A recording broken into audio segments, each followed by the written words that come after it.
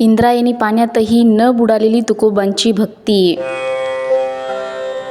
कल्पना करा, तुमच्या आयुष्याची सारी कमाई, तुमच्या हृदयातून उमटलेले शब्द आणि तुमची साधना कुणीतरी तुमच्यापासून हिरावून घेतली तर.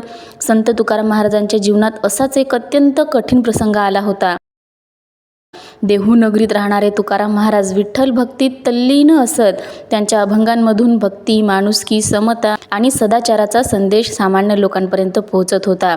पण त्यांच्या अभंगांना सर्वांनीच स्वीकारले नाही. परंपरेनुसार त्यांच्या अभंगांच्या गाथेबद्दल आक्षेप घेण्यात आला आणि ती इंद्रायणी नदीत बुडवण्याचा प्रसंग आला.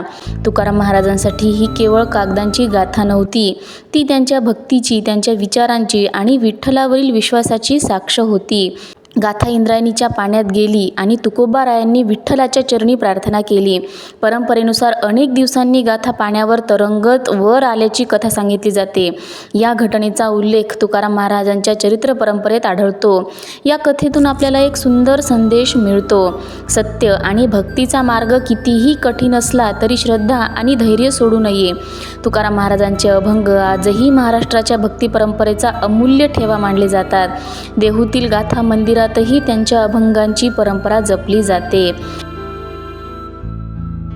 पाणी गाथेला बुडवू शकले असेल, पण तुकोबारायांची विचार आणि भक्ती मात्र महाराष्ट्राच्या मनातून कधीच बुडू शकली नाही. जय हरी विठ्ठल.